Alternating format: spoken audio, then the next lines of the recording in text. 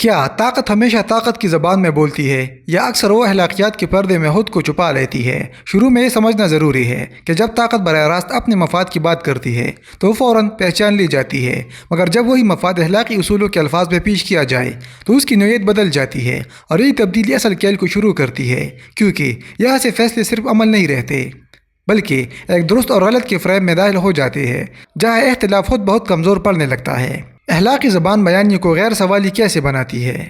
جب کسی پالیسی یا اقدام کو اخلاقی جواز کے ساتھ پیش کیا جاتا ہے تو وہ محض ایک سادہ فیصلہ نہیں رہتا، بلکہ آہستہ آہستہ ایک ایسی اصول میں تبدیل ہو جاتا ہے جسے چیلنج کرنا آسان نہیں ہوتا۔ اس تبدیلی کے ساتھ ایک خاموش دباؤ جنم لیتا ہے، جہاں اختلاف صرف رائے کا فرق نہیں رہتا بلکہ اسے غلطی یا بے حسی کے طور پر دیکھا جانے لگتا ہے۔ لوگ کھل کر سوال کرنے سے گریز کرنے لگتے ہیں کیونکہ انہیں خدشہ ہوتا ہے کہ ان کی نیت یا سوچ پر شک کیا جا سکتا ہے۔ وقت کے ساتھ یہی فضا اس حد تک مضبوط ہو جاتی ہے کہ بیانیہ خود اپنی حفاظت کرنے لگتا ہے، اور طاقت کو بار بار اپنے فیصلوں کی وضاحت دینے کی ضرورت نہیں رہتی۔ اس عمل میں اصل توجہ فیصلے کی حقیقت سے ہٹ کر اس کے اخلاقی جواز پر منتقل ہو جاتی ہے، جس سے تجزیہ کمزور پڑ جاتا ہے۔ نتیجتاً ایک ایسا ماحول بنتا ہے جہاں بات کم اور تاثر زیادہ اہم ہو جاتا ہے، اور یہی تاثر آہستہ آہستہ اجتماعی سوچ کو اس سمت میں لے جاتا ہے جہاں سوال اٹھانا غیر ضروری بلکہ نقصان دہ سمجھا جانے لگتا ہے۔ کیا مفاد کو اخلاقی شکل دینا فیصلہ سازی کو آسان بناتا ہے؟ جب اصل مفاد کو سیدھی اور واضح زبان میں بیان کیا جائے تو اس کے ساتھ فوراً سوالات، بحث اور مزاحمت جڑ جاتی ہے، کیونکہ لوگ اس کی پیچھے موجود نیت اور اثرات کو سمجھنے کی کوشش کرتے ہیں۔ لیکن جیسے ہی اسی مفاد کو اخلاقی اصول کے طور پر پیش کیا جاتا ہے تو اس کی نوعیت بدلنے لگتی ہے، اور اس کے ارد گرد ایک ایسا ماحول بن جاتا ہے جہاں فیصلے زیادہ تیزی سے قبول ہونے لگتے ہیں۔ اس عمل کے دوران ایک غیر محسوس دباؤ پیدا ہوتا ہے جس میں پیچیدہ حقیقتوں کو سادہ اچائی اور برائی کے فریم میں ڈال دیا جاتا ہے تاکہ بات آسان اور قابل قبول لگے۔ یہی سادگی آہستہ آہستہ سوچنے کے عمل کو محدود کر دیتی ہے، اور لوگ گہرائی میں جانے کے بجائے فوری تاثر پر اعتماد کرنے لگتے ہیں۔ وقت کے ساتھ ہی طریقہ ایسے فیصلوں کو بھی جائز بنا دیتا ہے جو عام حالات میں سخت حوالات اور تنقید کا سامنا کرتے۔ نتیجتاً طاقت اپنی سمت کو برقرار رکھتی ہے، اور اسے ہر مرحلے پر وضاحت دینے یا دفاع کرنے کی ضرورت کم ہوتی جاتی ہے، کیونکہ بیانیہ خود ہی اس کے لیے راستہ ہموار کرتا رہتا ہے۔ جب زبان بدلتی ہے تو رد عمل کیوں بدل جاتا ہے؟ ایک ہی عمل اگر مختلف الفاظ میں بیان کیا جائے تو اس پر آنے والا رد عمل واقعی مکمل طور پر بدل سکتا ہے، کیونکہ سننے والا سب سے پہلے الفاظ کو سمجھتا ہے پھر عمل کو۔ یہی وجہ ہے کہ جب کسی اقدام کو اخلاقی رنگ دیا جاتا ہے تو عوامی رد عمل خود بہت نرم ہو جاتا ہے، اور لوگ اس کے پیچھے موجود نیت کو مثبت انداز میں دیکھنے لگتے ہیں۔ اس صورتحال میں ایک خاموش دباؤ پیدا ہوتا ہے جہاں توجہ عمل کی اصل تفصیل سے ہٹ کر اس کے بیان پر مرکوز ہو جاتی ہے، اور لوگ یہ جاننے کے بجائے کہ حقیقت کیا ہے یہ دیکھنے لگتے ہیں کہ اسے کس انداز میں پیش کیا جا رہا ہے۔ وقت کے ساتھ ہی رجحان مضبوط ہوتا جاتا ہے، یہاں تک کہ حقیقت اپنی جگہ موجود ہونے کے باوجود اس کی تشریح ہی اصل حقیقت کا درجہ حاصل کر لیتی ہے۔ اس مرحلے پر طاقت صرف اپنے اقدامات کے ذریعے اثر انداز نہیں ہوتی بلکہ وہ زبان کو کنٹرول کر کے رد عمل کو بھی اپنی مرضی کے مطابق ڈال لیتی ہے، اور یوں اثر صرف فیصلوں میں نہیں بلکہ ان کی وضاحت میں بھی چھپ جاتا ہے۔ کیا اخلاقی بیانیہ احتساب کو کمزور کرتا ہے؟ جب کسی اقدام کو ایک سادہ فیصلے کی بجائے اخلاقی ضرورت کے طور پر پیش کیا جاتا ہے تو اس کی نوعیت یکسر بدل جاتی ہے۔ اب یہ صرف ایک پالیسی یا حکمت عملی نہیں رہتی بلکہ ایک ایسی بیانیے کا حصہ بن جاتی ہے جسے چیلنج کرنا اخلاقی طور پر مشکل محسوس ہوتا ہے۔ اس صورتحال میں احتساب کا عمل خود بہت پیچیدہ ہو جاتا ہے، کیونکہ جو شخص سوال اٹھاتا ہے وہ لاشعوری طور پر خود کو ایک احساس اور نازک دائرے میں داخل کرتا ہے جہاں اس کے ارادوں پر بھی شک کیا جا سکتا ہے۔ یہی وہ مقام ہے جہاں دباؤ خاموش انداز میں جنم لیتا ہے۔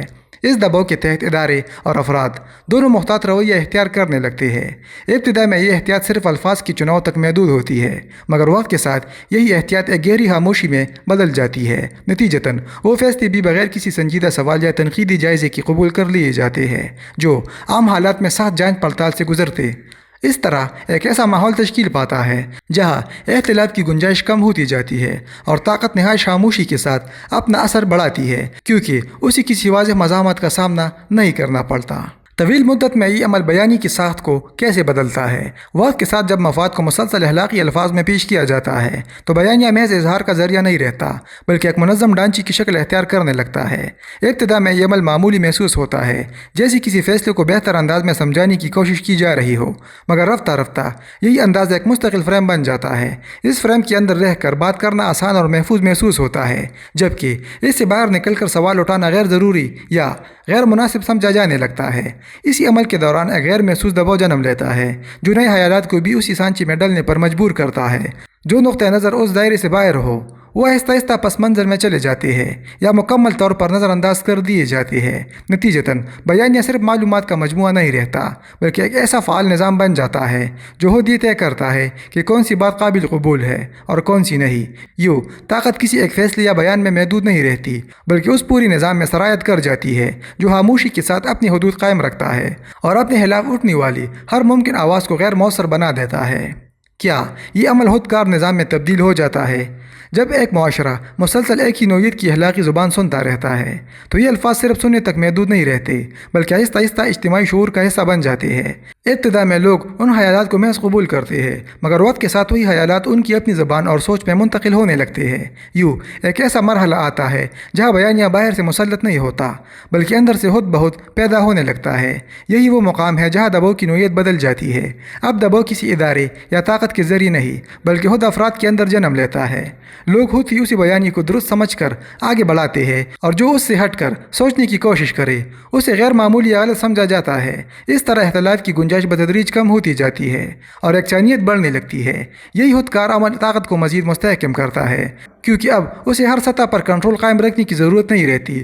بیانیہ خود ایک نظام کی شکل اختیار کر لیتا ہے جہاں ہر فرد شعوری یا لاشعوری طور پر اس کی بقا اور تسلسل میں کردار ادا کرتا ہے اور یہ طاقت خاموشی سے اپنی گرفت مضبوط کرتی رہتی ہے۔ جب حقیقت اور اخلاقی بیان میں فرق بڑھ جائے تو کیا ہوتا ہے؟ ایک وقت ایسا بھی آتا ہے جب حقیقت اپنی جگہ پوری طرح موجود ہوتی ہے مگر اس کی وضاحت مکمل طور پر اخلاقی زبان کے ذریعے کی جا رہی ہوتی ہے۔ اس مرحلے پر الفاظ محض بیان کا ذریعہ نہیں رہتے بلکہ وہ خود حقیقت کی شکل اختیار کرنے لگتے ہیں۔ جب ہر عمل کو کسی اخلاقی جواز کے ساتھ پیش کیا جائے تو سننے والا آہستہ آہستہ اسی زاویے سے دیکھنے کا عادی ہو جاتا ہے اور یوں اصل عمل اس کی تشریح کے درمیان فاصلہ کم ہونا شروع ہو جاتا ہے۔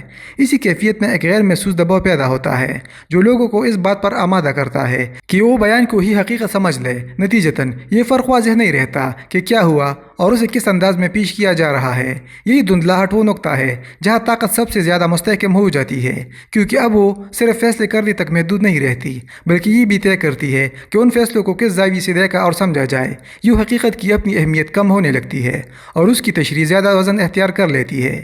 اس عمل کے ذریعے ایک ایسا ماحول جنم لیتا ہے جہاں معنی خود تحلیل کیے جاتے ہیں اور طاقت خاموشی کے ساتھ ان معنوں کی سمت متعین کرتے رہتی ہے۔ کیا اخلاقی زبان وقت کے ساتھ مفاد کو مستقل سچ میں بدل دیتی ہے؟ جب کسی مفاد کو بار بار اخلاقی زبان میں پیش کیا جاتا ہے تو وہ آہستہ آہستہ ایک وقتی جواز نہیں رہتا بلکہ ایک مستقل سچ کی شکل اختیار کرنے لگتا ہے۔ اس عمل کے دوران ایک ایسا دباؤ پیدا ہوتا ہے جہاں پرانے بیانی نئے حالات پر بھی لاگو کیے جانے لگتے ہیں، چاہے حالات بدل چکے ہو یا حقیقت مختلف ہو چکی ہو۔ لوگ ان الفاظ کو دہراتے رہتے ہیں جو پہلے سے قبول شدہ ہوتے ہیں اور یوں سوچنے کا دائرہ محدود ہونے لگتا ہے۔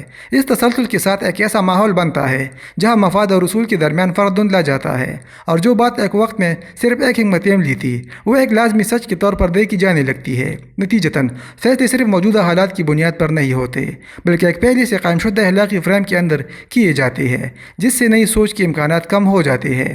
یوں طاقت کو نہ صرف موجودہ کنٹرول حاصل ہوتا ہے بلکہ وہ مستقبل کی سمت کو بھی خاموشی سے اپنے مطابق ڈال لیتی ہے۔